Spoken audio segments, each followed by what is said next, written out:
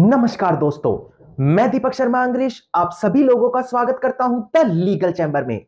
अब दोस्तों, आज की इस वीडियो के अंदर हम जो व्यक्ति संपत्ति के मालिकाना हक को लेकर वाद विवाद डालना चाहता है, जो व्यक्ति किसी संपत्ति पर अपना कब्जा वापस पाना चाहता है, उन लोगों के लिए ऑनरेबल सुप्रीम कोर्ट की एक बेहद बड़ी जजमेंट लाई है। देखिए दोस्तों, वीडियो के स्टार्टिंग में मैं आपको बताऊं, अगर आप किसी संपत्ति पर मालिकाना हक को साबित करना चाहते हैं तो वहां पर समय सीमा 3 सालों की है, और वहीं अगर आप किसी संपत्ति पर अपना कब्जा पाना चाहते हैं तो वह समय सीमा 12 सालों की होती है।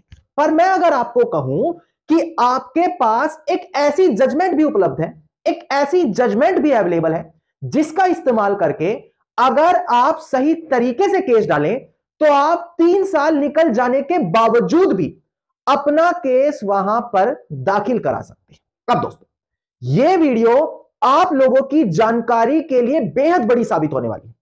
अगर आप एक एडवोकेट हैं, आप एक लॉ स्टूडेंट हैं, आप एक जर्नल पब्लिक है जो रोजाना मेरी वीडियोस देखती हैं, तो यह वीडियो आप लोगों को कंप्लीटली देखना बेहद ज्यादा अनिवार्य है। अब दोस्तों, अगर आप लोगों को हमारी ये वीडियोस अच्छी लगती हैं, अगर आप लोगों को हमारी तरफ से किए गए एफर्ट्स अच्छे लगते हैं, तो मेरा आप लोगों से अनुरोध है, इस वीडियो को आप लाइक जरूर करें, ज्यादा से ज्यादा लोगों तक शेयर करें और अपना वैल्यूएबल कमेंट सेक्शन में जरूर लिखें। तो चलिए दोस्तों, अब आज की इस वीडियो को हम ज्यादा लंबा ना करते हुए आज की इस वीडियो को स्टार्ट करते हैं।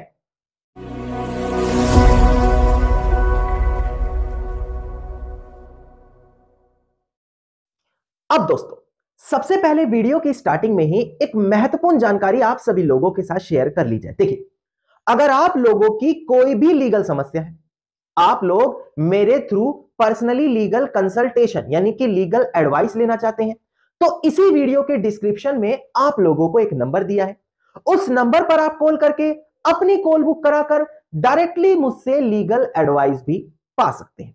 अब दोस्तों, हम बढ़ते हैं अपनी आज की इस वीडियो की ओर। देखिएगा दोस्तों, सबसे पहले मैं आपको कानून के अंदर मौजूद कुछ प्रावधान यानी कि कुछ प्रोविजन आपको दिखाकर क्लियर कर दूं, क्योंकि सीधा ऑनरेबल सुप्रीम कोर्ट की अगर जजमेंट मैं आपको बताऊंगा तो आपको उसमें बताए गए कंसेप्ट ही क्लियर नहीं होंगे। तो पहले मैं कुछ सेक्शंस आपको क्लियर करूं। देखिए, हम सबसे पहले बात करने वाले हैं सेक्शन 34 स्पेसिफिक रिलीफ एक्ट के बारे में। अब जो कोई भी व्यक्ति संपत्ति पर अपना अधिकार स्थापित करना चाहता है, अपना मालिकाना हक स्थापित करना चाहता है, तो इसी सेक्शन का इस्तेमाल करके कोर्ट में दावा पेश किया जाता है कि भाई यह प्रॉपर्टी है, मैं इसका अधिकारी हूं और मैं इस पर अपना अधिकार स्थापित करना चाहता हूं। एक बार डिस्प्ले पर ध्यान दीजिएगा कि आखिरकार सेक्शन 34 कहता क्या है। देखिएगा डिस्प्ले पर, सेक्शन 34 कहता है डिस्क्रिशन ऑफ कोर्ट, यानी कि कोर्ट की पावर कि वो किसी का भी स्टेटस या राइट किसी प्रॉपर्टी पर डिक्लेयर कर सकता है। ध्यान दीजिएगा, इसमें कहा गया है कि कोई भी व्यक्ति अगर एंटाइटल है किसी लीगल करेक्टर या लीगल राइट का, यानी कि उस व्यक्ति के पास अधिकार है कि वो किसी संपत्ति पर अपना अधिकार रखता है, ऐसी स्थिति में क्या कर सकता है, में इंस्टीट्यूट ऑफ सूट, वो एक केस दाखिल कर सकता है अगेंस्ट एनी पर्सन, किसी भी व्यक्ति के खिलाफ। पर वो व्यक्ति कौन होगा ये भी जानिएगा, वो जो डिनाई यानी कि मना कर रहा हो या इंटरेस्टेड टू डिनाई, उनका मालिकाना हक अधिकार वहां पर मना कर रहा है कि तुम्हारा यहां पर बनता ही नहीं है। तो जब ये व्यक्ति इस सेक्शन का इस्तेमाल करके वहां पर केस डालेगा तो क्या लिखा है, कोर्ट में इन इट्स डिस्क्रिशन, कोर्ट अपनी पावर का इस्तेमाल करके make therein a declaration, एक डिक्लेरेशन वहां पर कर सकता है कि यह पर्टिकुलर व्यक्ति यहां पर इस अधिकार का अधिकारी पाया गया है, यानी कि इस संपत्ति पर उसका अधिकार पाया गया है ना। दोस्तों, सेक्शन 34 का इस्तेमाल करके ही वहां पर कोर्ट में केस दाखिल किया जाता है ताकि कोर्ट से दरखास्त की जाए कि हमारा यहां पर हक बनता है, आप हमारा हक इस संपत्ति पर स्थापित करके ना। दोस्तों, क्या यह व्यक्ति जो अपना अधिकार कोर्ट के माध्यम से स्थापित कराना चाहता है कभी भी उठकर केस कर सकता है? जी नहीं दोस्तों। अगर आप हमारा लिमिटेशन एक्ट देखें तो उसके अंदर हमें 3 सालों की एक समय सीमा दी गई है कि अगर एक व्यक्ति अपना अधिकार स्थापित कराना चाहता है तो 3 सालों के भीतर उसको अपना दावा डालना पड़ेगा कि भाई यहां पर मेरे साथ गड़बड़ी हुई है,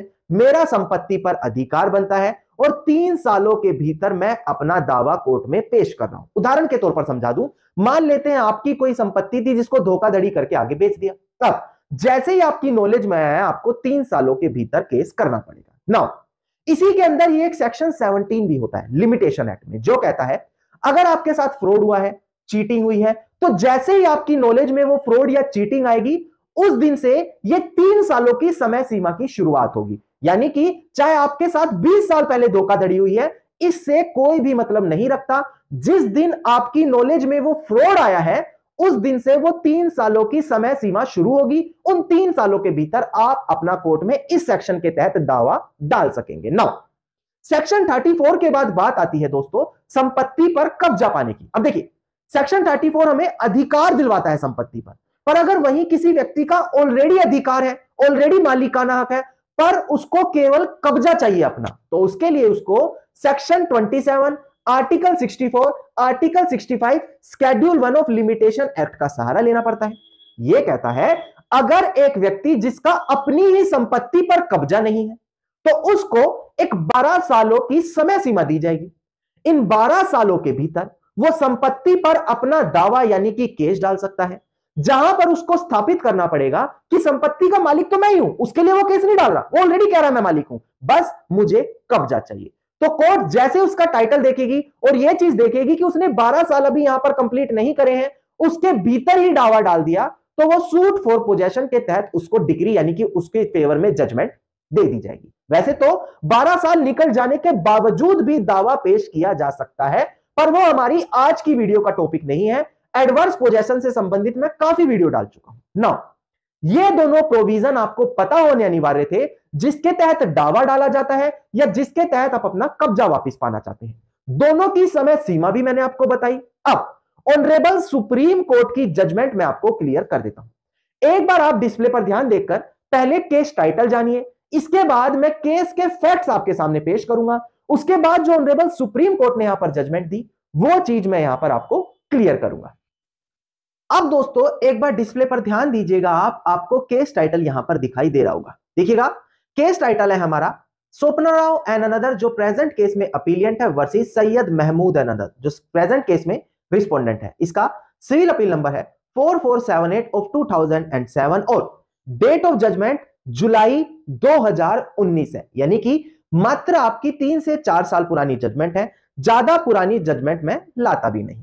अब दोस्तों प्रेजेंट केस के फैक्ट्स एक बार जान लीजिए। देखिए, प्रेजेंट केस के अंदर एक विवाद कोर्ट के सामने आया, जहां पर एक व्यक्ति सूट फॉर पोजेशन का दावा डालता है। उसका कहना है कि प्रेजेंट केस के अंदर संपत्ति पर मेरा ऑलरेडी मालिकाना हक है, मैं संपत्ति का टाइटल रखता हूं, मुझे संपत्ति पर केवल कब्जा दिलवाया जाए। तो उसने यहां पर केस डाला था suit for possession based on title, यानी कि मालिकाना हक के तहत उसने संपत्ति पर अपना कब्जा डाल दिया, जिसमें उसने डेक्लेरेशन की भी मांग कर दी। जो मैंने आपको बताया था, डेक्लेरेशन मतलब आप जब संपत्ति पर अपना अधिकार स्थापित कराना चाह रहे हैं। अब जब यह दावा कोर्ट के सामने डाला गया, तो दूसरी पार्टी वहां पर ऑब्जेक्ट करने लगी। उनका कहना था कि भाई प्रेजेंट केस में अगर देखा जाए तो यहां पर समय सीमा 3 साल बनेगी, कारण क्योंकि उसने कब्जे के अलावा मालिकाना हक की भी मांग करी है, और मालिकाना हक पाने के लिए जो समय सीमा होती है वो तो 3 साल की है, और 3 साल यहां पर निकल चुके हैं। तो उसके तहत उसका यह केस यहां पर मेंटेनेबल यानी कि सुनवाई योग्य नहीं है, इसको खारिज कर देना चाहिए ना। दोस्तों यहां पर ट्रायल कोर्ट ने डिफेंडेंट की बात को बिल्कुल सही पाया। उन्होंने देखा कि यहां पर तो प्लेंटिफ क्या कर रहा है, डिक्लेरेशन की भी मांग कर रहा है, पोजेशन में तो 12 साल उसके पास है, पर डिक्लेरेशन में तो केवल 3 साल है, और ऐसी कंडीशन में प्लेंटिफ के उस केस को खारिज कर दिया गया ना। दोस्तों यह मैटर अब आगे अपील होकर ऑनरेबल अपीलिएट कोर्ट के सामने पहुंचा, जिसे आप डिस्ट्रिक्ट कोर्ट भी कहते हैं। वहां पर ऑनरेबल जो हमारे डिस्ट्रिक्ट जज थे, उन्होंने यह फैसला प्लेंटिफ और अपीलिएंट के पक्ष में दे दिया। उन्होंने पाया कि प्रेजेंट केस में भले डिक्लेरेशन की मांग की जा रही है, पर पोजेशन का भी तो रिलीफ मांगा गया है, और वहां पर तो 12 साल की समय सीमा है, और इस चीज को देखते हुए प्लेंटिफ के पक्ष में फैसला दे दिया।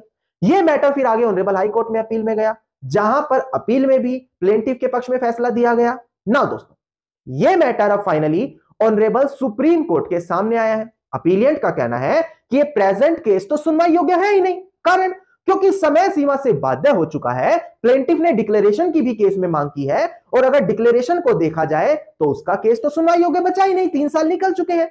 पर यहां पर जो हमारे अपीलिएंट थे जो कह रहे थे कि ये केस सुनवाई योग्य ही नहीं है, उन्होंने एक बड़ी जजमेंट का भी रेफरेंस दे दिया ऑनरेबल सुप्रीम कोर्ट के सामने, जहां पर यही कहा गया कि देखो भाई 3 साल से ज्यादा हो गए हैं तो ये केस सुनवाई योग्य बनता ही नहीं है। अब देखिए दोस्तों, जजमेंट भी मैं आपको बता दूं कि कौन सी जजमेंट का रेफरेंस दिया गया। देखिए दोस्तों, डिस्प्ले पर भी दिख रहा है LC Hanupatha versus HB Shiva Kumar. यहां पर यही हेल्ड किया गया था कि अगर एक व्यक्ति जो डिक्लेरेशन की कोर्ट से मांग कर रहा है और 3 साल निकल जाने के बाद मांग कर रहा है तो उसका केस सुनवाई योग्य नहीं होता। अब अपीलिएंट ने यहां पर इस जजमेंट का रेफरेंस भी दिया। अब ऑनरेबल सुप्रीम कोर्ट ने कहा कि अगर आप इसी जजमेंट का रेफरेंस यहां पर दे रहे हो तो यहां पर तो केवल डिक्लेरेशन सूट डाला गया है, पोजेशन की तो यहां पर मांग नहीं की गई। तो ऐसी कंडीशन में अगर डिक्लेरेशन मांगा जा रहा है तो वहां पर 3 साल ही होगा।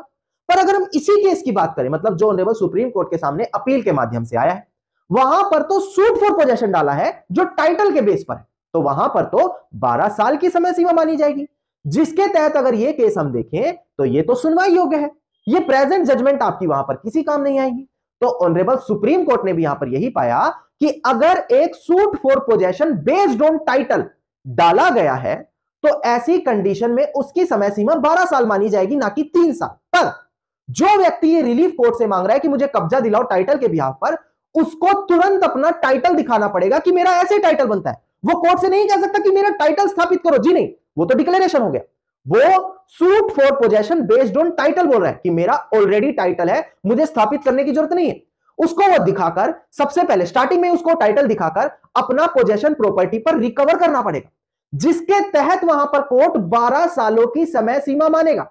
और 12 सालों की समय सीमा होते हुए प्रेजेंट केस में क्या किया गया, अपील को डिसमिस किया गया और यहां पर जो हमारे अपीलिएंट कोर्ट थे जिन्होंने कहा गया कि प्लेंटिफ का बिल्कुल सही केस है, उस केस को बिल्कुल वैलिड यहां पर ठहरा दिया गया। ना दोस्तों, प्रेजेंट केस में आपको क्या ध्यान देना है, सबसे बड़ी चीज है, देखिए, अगर आप सीधा कोर्ट से डिक्लेरेशन सूट डालते हैं कि भाई मेरा संपत्ति पर हक बनता है, मैं इसका मालिकाना हक रखता हूं, कोर्ट से कहते हैं मेरे फेवर में स्थापित करो आप, पर अगर आप ध्यान देंगे वहां पर केवल 3 साल आपको मिलेंगे। अगर उसके बाहर जाकर आप मांग रहे हैं, आपको बाढ़ कर दिया जाएगा, मतलब वो केस डिसमिस कर दिया जाएगा। तो ऐसी कंडीशन में अगर आप हैं तो फ्रॉड का सहारा ले सकते हैं, सेक्शन 17 का, कि धोखाधड़ी हुई, मेरी नॉलेज में नहीं आने दिया, इसी वजह मैं समय सीमा में केस नहीं डाल पाया, तो वहां पर आपका केस एक्सेप्ट कर लिया जाएगा अगर आप सेक्शन 17 का रेफरेंस ले रहे हैं। पर अगर आपके साथ कोई फ्रॉड नहीं हुआ, आपके पास कब्जा भी नहीं है और आप जानते हैं कि आपकी सिचुएशन ऐसी है कि कोर्ट को दिखाते ही टाइटल समझाया जा सकता है, तो suit for possession based on title डालें, जहां पर आपका कोर्ट एक बार टाइटल देखेगा और 12 साल आपको मिल जाएंगे।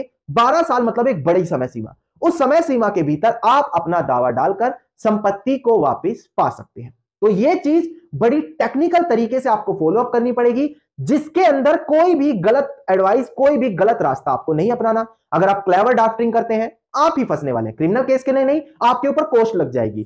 तो अच्छे एडवोकेट की रेफरेंस लें, जहां पर आपको पता लगेगा कि किस तरीके से आप एक अच्छी ड्राफ्टिंग कराकर कैसे अपने केस को एक्सेप्ट करा पाएंगे। तो यहां पर भी मैंने एक बड़ी जजमेंट ऑनरेबल सुप्रीम कोर्ट की आपके साथ क्लियर करी, जिसके अंदर आपको बड़ी महत्वपूर्ण जानकारी क्लियर करके दी गई। अब दोस्तों, अगर आप लोगों को हमारी आज की वीडियो अच्छी लगी तो छोटा सा अनुरोध करता हूं, वीडियो को लाइक, शेयर और ज्यादा से ज्यादा कमेंट करें। इसके अलावा पर्सनली लीगल एडवाइस लेना चाहते हैं, वीडियो के डिस्क्रिप्शन में नंबर दिया है, नंबर पर कॉल करें, अपनी कॉल बुक कराएं, डायरेक्टली मुझसे लीगल एडवाइस लें। इसके अलावा अगर आप लोग मुझसे पर्सनली यहां पर इसी प्रकार की रोजाना एडवाइस पाना चाहते हैं, जहां पर मैं वीडियोस आप लोगों के लिए अपलोड करता हूं, तो चैनल को तुरंत सब्सक्राइब करके नोटिफिकेशन बेल आइकन आप जरूर दबा दें।